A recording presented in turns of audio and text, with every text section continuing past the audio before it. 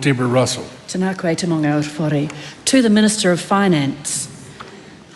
Does she stand by her statement of 29 August 2024, quote, difficult conditions are starting to ease. We are already seeing the green shoots of recovery, unquote. If so, why? The Honourable Nicola Willis. Well, Mr. Speaker, yes. Let me take the member back in time. That was the quarter when CPI inflation finally came back within the 1 to 3% target band, having been above the top of the band for 3 whole years, reaching a peak of 7.3% under the previous government, driving a cost of living crisis. 2 weeks before the statement the member quotes, the Reserve Bank had lowered the official cash rate for the first time since 2020. And in the following 2 quarters following my statement, GDP rose by 0.4% and then 0.9%. Business confidence was high. So yes, there were certainly green shoots of recovery. Like many recoveries, there have been bumps along the way. Why did she claim in October 2024 that, quote, the green shoots of business confidence are re-emerging, unquote, when construction liquidations are up 23%, retail liquidations are up 16%, and hospitality liquidations are up 41% just in the last year? Because, Mr. Speaker, current activity in the retail sector recorded the highest response in 4 years, because building consents in terms of the monthly numbers are the highest in 2 years, and because the October ANZ Business Outlook showed a jump in confidence, the highest in 6 months. Why did she claim on 5 November 2025 that an economic recovery is underway, the same day we learned that 160,000 people are now unemployed, the highest since 1994?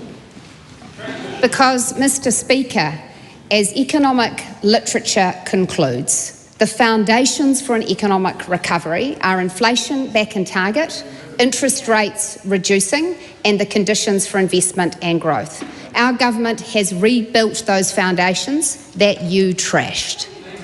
Is Winston Peters correct that, quote, we've got a situation where we haven't turned the economy around in the way we should have, as fast as we should have? I know it can be turned around, but not with this sort of strategy where you're not actually fixing the economy. If not, why not? Well, Mr. Speaker, Winston Peters is one of 20 ministers around the cabinet table who are absolutely of the shared collective view that we need to do more to recover this economy, to have it growing faster. I am in complete agreement with him about that. And I'll tell you what we all agree won't help, and that's loading more taxes onto every business and KiwiSaver account in the country. Point of order, Mr. Speaker. I'm not calling you just yet. There are people who are constantly calling out during the answer to a question, in order to drown out what the answer is. If that continues, that and those people will need to leave the House. The Honourable Deborah Russell. Point of order, Mr. Speaker. Mr. Speaker, in that last answer, the Minister of Finance, I hope it was deliberately, because I can't think why she would have done it otherwise, deliberately misled the House about the nature of our tax policy. There is no tax on KiwiSaver, there is no tax on businesses. And there was no particular allegation made in that, from what I was able to hear of it. Entry. Who should Kiwis believe? The Minister of Finance last week that, quote, a hard-won economic recovery is now underway, unquote, or Winston Peters this morning that her government, quote, has failed to run the economy properly, unquote? Mr. Speaker, I think New Zealanders should believe me, and they should also believe Winston Peters, that we want to turn the economy recovery around faster. I'll tell you, Mr. Speaker, if we're talking about the question of who should be believed, believe you this, your capital gains tax will hit every business and KiwiSaver fund in the country. Order, Mr. Speaker.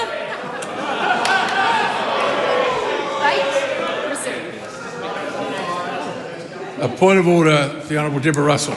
The Minister of Finance is incorrect. Our capital gains tax will not hit KiwiSaver, will not hit businesses. She is completely misrepresenting us. Sorry. It would be a debatable point that I'm not going to rule on. Not debatable. Supplementary.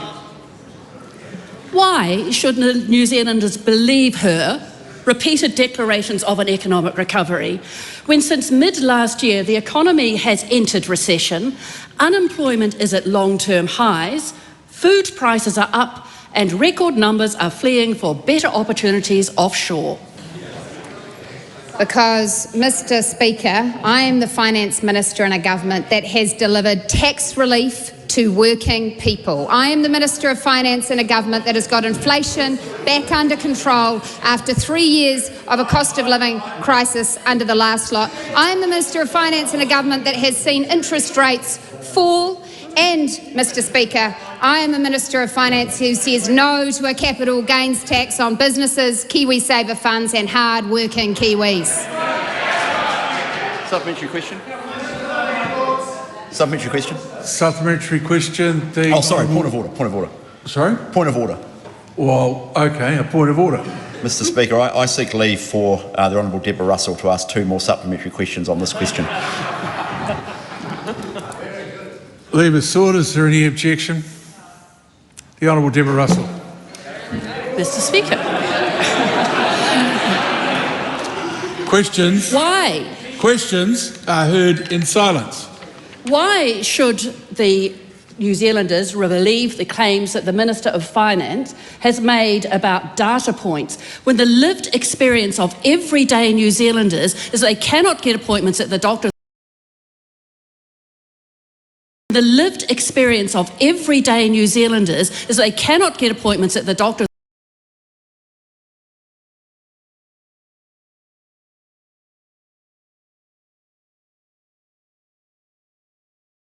That the cost of living is up and that they simply cannot afford to live in this country. Well, Mr. Speaker, from the tax lecturer, I'd expect she would understand that when the data shows that price increases have been far lower in terms of inflation, that food price inflation is far lower than it was under her government, those are real facts that matter. And because, Mr. Speaker, it is absolutely the case that were we to have a government with a higher inflation target, more taxes on everyone, things would be a lot worse. And that's the alternative prescription you're proposing. Supplementary. Mr. Speaker, to the Minister of Finance, does the Minister of Finance understand that even though the rate of inflation has decreased, that still means that prices are going up and still means that New Zealanders are still worse off every week because her government is failing to fix this economy? Good. We'll just calm it right down. Just wait. Calm it right down. The Honourable Nicola Willis.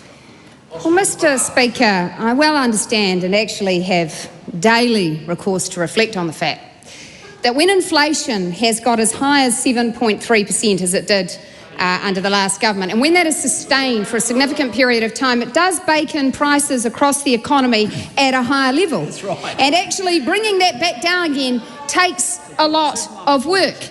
And, Mr. Speaker, I also reflect on the fact that when a government puts forward proposals to reduce inflation, to increase supermarket competition by fast-tracking new supermarkets, to increase jobs by fast-tracking new housing developments, new ports, when a government reduces tax on investments that businesses make, it is supporting growth. And when other people stand up in this House and say that their one solution is more tax on the economy, I wouldn't take them seriously.